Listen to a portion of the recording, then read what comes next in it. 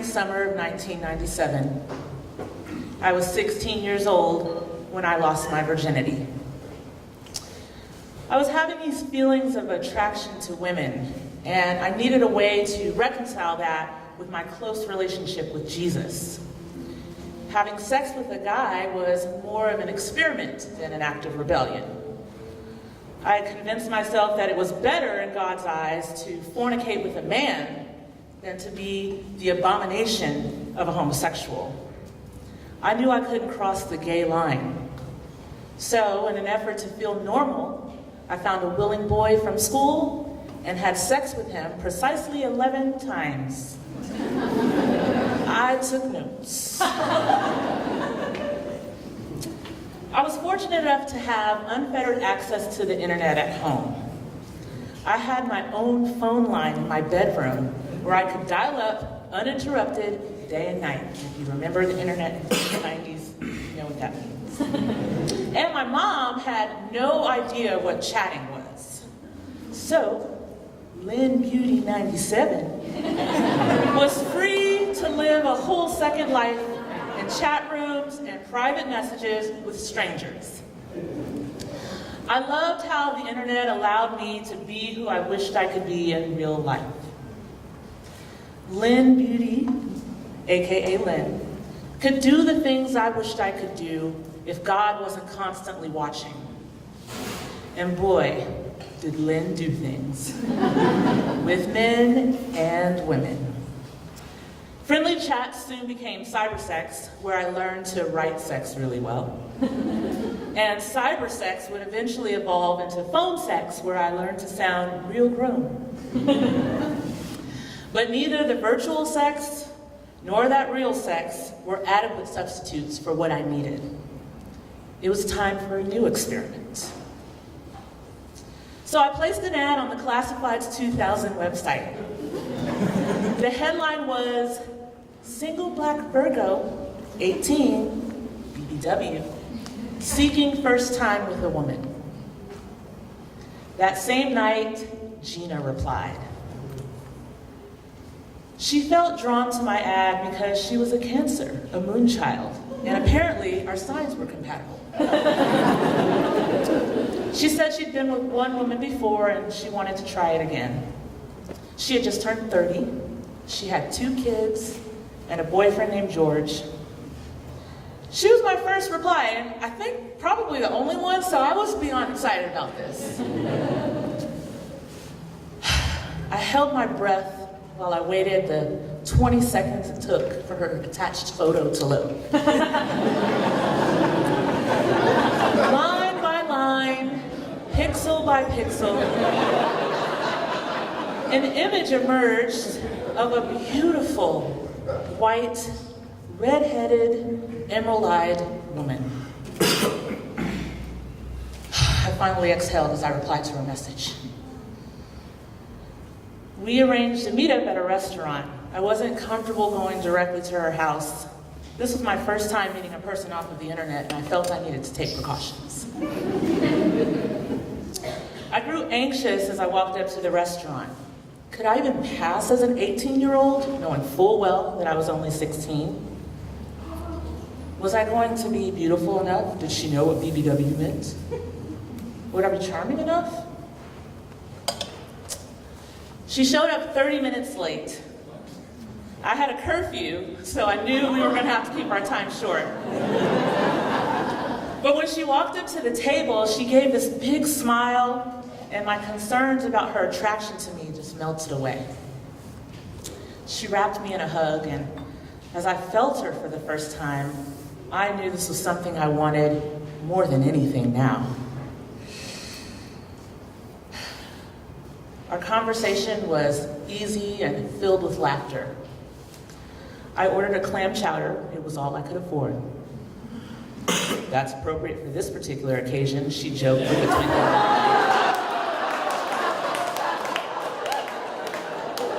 I laughed, even though I didn't get it.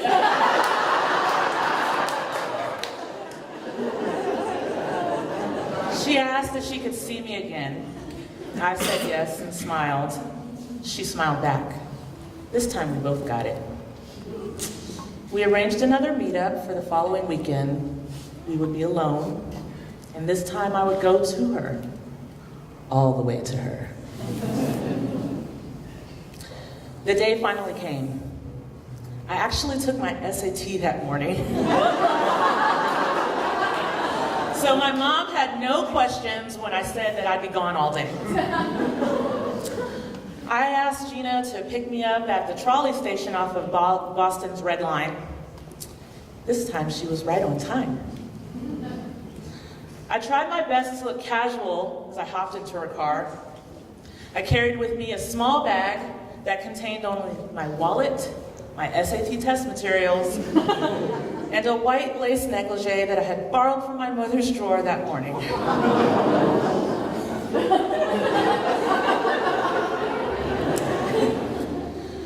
We were mostly silent for this short ride to her house. She ushered me inside her place with a flourish of her hand. I took a quick look around, and I saw no signs of kids at all on this level of the cozy space.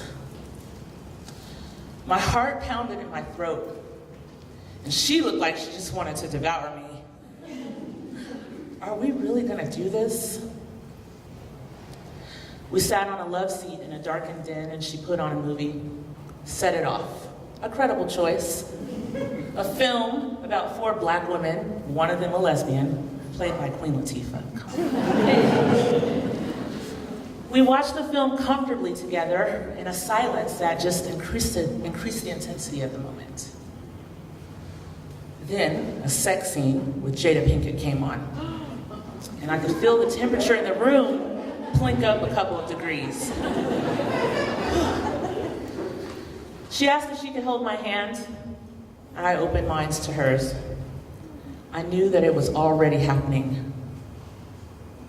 After the sex scene was over, she leaned in close to whisper in my ear, "May I kiss you?" Yes. The first time my lips touched her, I felt a flash of power that shocked me from head to toe. I had never been so turned on by a kiss before. And then I began to taste her. Her lips were flavored with some kind of fruity balm. Her teeth had this metallic tinge when my tongue brushed across them. And her saliva had such a sweet tanginess to it that I wanted to shove my fingers in her mouth and lick them clean. Everything about her was delicious and right. I mean, who has tasty spit? This was sexual attraction, a feeling I had only imagined before. When the kiss ended, she invited me to her bedroom. I somehow found the word yes while struggling to bring my senses back together. I asked to use the restroom. She pointed me to it and then to the bedroom door just across from it, telling me to meet her in there when I was ready. I shut myself into the bathroom, taking a few moments to breathe deeply. Then I looked in the mirror at my face, all flushed with lust. The reality of impending sex had deepened the red in my cheeks. My hazel eyes had darkened into this wicked cinnamon shade. I couldn't even think about God. I quickly changed my clothes and stuffed what I came in into my bag, and I was ready. She was laying naked as sin, spread out on the bed. And there I stood in my mother's negligee, which I felt both foolish and fortunate for wearing. I had made my entrance, and so had she. There was nothing left to do. I climbed on the bed, and we locked ourselves into a tangle of long kisses, just like in the romance novels that I love to read. I held her kind of awkwardly, like I was afraid I was going to break her. She had faint stretch marks across her belly, signs of motherhood. I had never touched a woman's breast before. I cupped hers like palm fruit. Her nipples got hard, and that surprised me. Mine didn't do that. I'm pretty sure that meant she liked it. I started to feel more confident, but in my mind, there was one thing that would make this experience with a woman the real deal, and not just a makeout session. I had to go down there. I was a little scared that something would happen and interrupt the moment before the deed was fully done, so I made my way down her body. She laid back, and her legs fell open. The lips of her pussy parted before me, covered in fiery red hairs.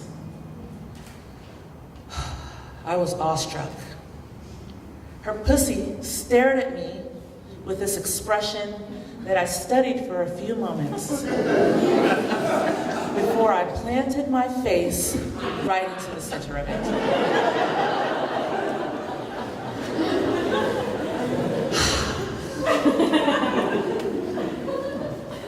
I was surprised by the taste.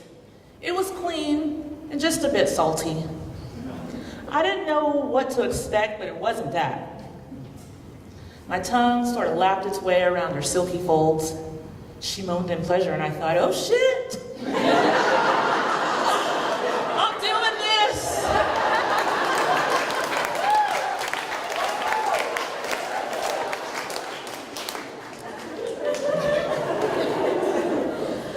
I tried wiggling my face around the way I'd seen done in internet porn. She went still and silent. I hadn't even discovered my own clitoris yet, but I looked around searching for hers. When she started moaning again, I knew I'd found it. Now I flashed back to the virtual fantasies I had shared with women. They inspired me to get bold and throw my fingers into the action. I fingered her aggressively. A little too aggressively. Because I looked down and saw blood on my fingers. It wasn't a lot of blood, but enough to make me pull my mouth away. I was really paranoid about STDs. I realized that I had been meticulous about safe sex when I lost my virginity, but here I was openly exchanging bodily fluids with a stranger with no protection. I didn't even know what proper protection would be in this scenario. I just knew there was blood on my hands. I realized my fingers were still inside of her, and I pulled them out. She rolled over and pushed me back against the pillow, saying it was my turn. As she climbed on top of me, I could feel myself clamming up. I wasn't sure I was ready to receive oral sex. I felt self-conscious and uncomfortable with my body. The idea of having someone else down there touching me, tasting me, almost repulsed me. But I couldn't very well back out now.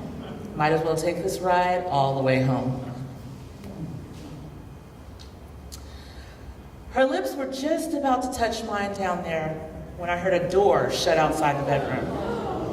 She jerked her head up, looking over her shoulder. "That's George," she said. I could not sit up in the bed fast enough. "Your boyfriend? Oh my God." "Calm down," she said. "He knows you're here." That only made me freak out more. Suddenly, I felt very unsafe. "You said we'd be alone." "He's just here early, but it's okay. You can leave if you'd like," she said. "Yes, I would like to leave," I said, already reaching for my clothes. "Is he gonna trip that I'm in here with you?" "Oh no," she said. "He knows all about this and you." Then she just began dressing herself like it was no big deal. I felt embarrassed and a little upset. I wasn't prepared to meet her boyfriend, and now I had no choice. We were fully dressed when she opened the bedroom door, and there stood the most unattractive white guy I've ever seen in my life. I struggled to hide my look of disapproval. He had terrible skin, he was fatter than me, shorter than us both, I couldn't believe this beast who somehow managed to be huge and small at the same time was this gorgeous woman's boyfriend. He looked at me and then her with a knowing smile on his face. That smile pissed me off. "You're here early," she said. "Yeah, sorry, babe," was all he replied. She introduced us, and on autopilot, I said, "Nice to meet you," but I intentionally did not shake his hand at all or even move. She could see that I was uncomfortable. She grabbed her keys from the counter. "I'm going to take her back." She bent down and gave him a little kiss on the cheek, and in that moment, I was so glad that she hadn't gone down on me.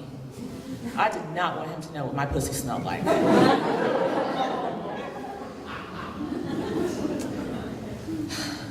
I breathed a heavy sigh of relief when we were out of her house and I was buckled into the seat of her car.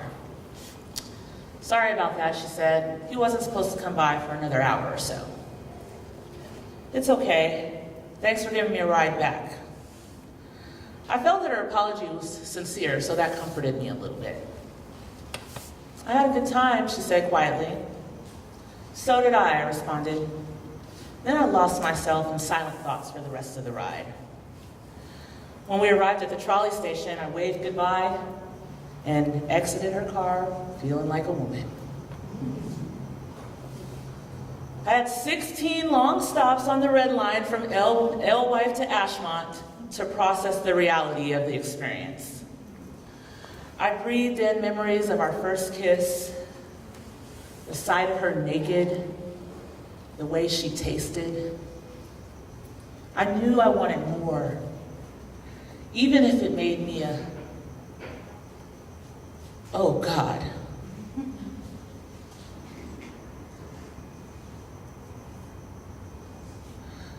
The shame hit me as I was walking up the street to my house. I had definitely crossed the line. And what about God? Would he forgive me for this? How would he punish me?